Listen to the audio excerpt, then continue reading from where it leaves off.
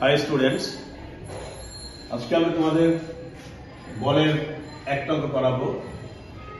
তোমরা যারা এর আগে বলের আমি দুটো অঙ্ক করছিলাম, যে একটা দুটি বল সাদা আর বল দুটি ভিন্ন রঙের। তো আজকে করাবো বল দুটি একই রঙের। তোমরা জানো যে বলের অঙ্কে আমাদের প্রথমেই যে কাজটা করতে হয় সেটা হচ্ছে বলের সংখ্যা লিখতে হয়। আমি উদ্দীপক থেকে প্রথমে বলের সংখ্যা লিখছি। দেয়া আছে সাদা বল 5টি, কালো বল 7টি, মোট বল 12টি, 12টি। আমরা প্রথমে বলের অঙ্ক লিখলাম। আমাদেরকে এই অঙ্কে শুধু একটা সম্ভাবনা বের করতে বলছে, বল দুটি একই রঙের। খেয়াল করো, বল দুটি একই রঙের।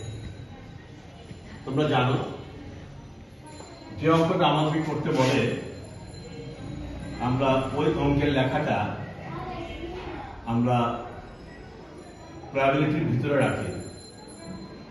প্রবাবিলিটি অফ বল দুটি একই রঙের, একই রঙের। খেয়াল করো, বল দুটি একই রঙের। আমাদের উদ্দীপকে দুই রঙের বল আছে, একটা সাদা বল, একটি কালো বল।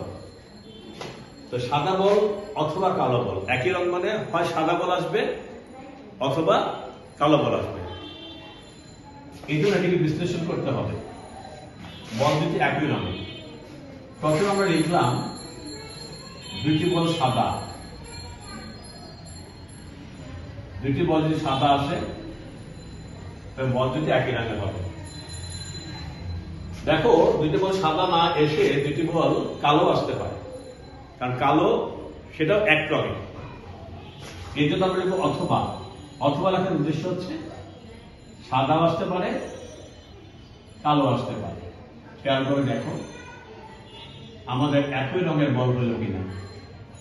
সাদা আসলে দুটো বলই সাদা আসবে, অথবা দুটি বলই কালো আসবে। এরকম হতে পারবে না একটা বল সাদা একটা বল কালো। যদি এটা হয় তাহলে এটা হয়ে যাবে ভিন্ন রঙের বল। আমরা এর পরের লাইনে যেটা করব সেটা হচ্ছে প্রবাবিলিটি অফ দুটি বল সাদা, অথবার জন্য প্রবাবিলিটি ক্লোজ করে একটা প্লাস চিহ্ন দিব। তোমরা জানো অথবা উঠে গেলে প্লাস হয়।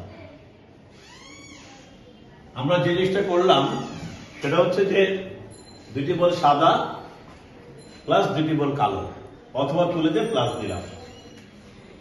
এখন সব থেকে ইম্পর্টেন্ট জিনিসটা তোমরা বুঝবা, সেটা হচ্ছে তোমরা জানো প্রবাবিলিটি একটা ভগ্নাংশ। সম্ভাবনা সূত্রে, প্রবাবিলিটি সূত্রে একটা ভগ্নাংশের দাগ থাকবে, লবে একটা অংশ থাকবে, হরে একটা অংশ থাকবে। লবে থাকবে অনুকূল ফলাফল আর হরে থাকবে মোট ফলাফল।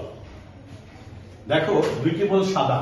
অনুকূল বলতে প্রবাবিলিটির ভিতরে যে রঙের বল থাকবে সেই রঙের বল কতটা আছে সেটা আমরা দেখব।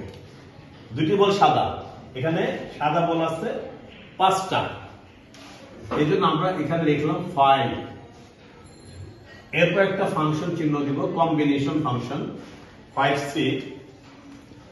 বল তুলেছি আমরা 2টা, এই জন্য আমরা এখানে লিখলাম 2। অর্থাৎ বলের সংখ্যা তোলার সংখ্যা। কোন বলের সংখ্যা? সাদা বলের সংখ্যা, কারণ সাদা বল আমাদের এখানে সাদা বল আছে। নিচে হবে মোট। মোট বল হচ্ছে 12টা, তো এখানে হবে 12। বল তুলেছি আমরা 2টা, তোলার সংখ্যা নিচে 12C2। একইভাবে দুটি বল কালো। আমাদেরকে এখন দেখতে হবে কালো বল কয়টা আছে। কালো বল আছে 7টা। এই জন্য আমরা কালো বলের সংখ্যাটা লিখলাম 7। একটা কম্বিনেশন ফাংশন হবে। বল তুলেছি আমরা 2টা, এর জন্য এখানে হবে 7C2। নিচে হবে মোট বল। মোট বলের সংখ্যা হচ্ছে 12টা, আগের মতোই মোট বলের সংখ্যা 12টা, এই জন্য এখানে আমরা লিখব 12। কম্বিনেশন ফাংশন, বল তুললাম 2টা। এখন আমরা শুধুমাত্র ক্যালকুলেশন করব। ক্যালকুলেশন করলে আমরা দেখব যে 5C2 তোমরা জানো ক্যালকুলেশন 5 শিফটে চাপ দিয়ে ভাগে চাপ দিয়ে 2 এ চাপ দিবা, চলে আসবে 10। এটা কম্বিনেশন ফাংশন। একইভাবে 12 শিফট ভাগ 2 66 প্লাস 7C2 21 আর 12C2 আগে আমরা 66 পেয়েছি। আমি ক্যালকুলেশনের বাকি অংশটা আমি এদিকে করে দিলাম, একটু খেয়াল করো।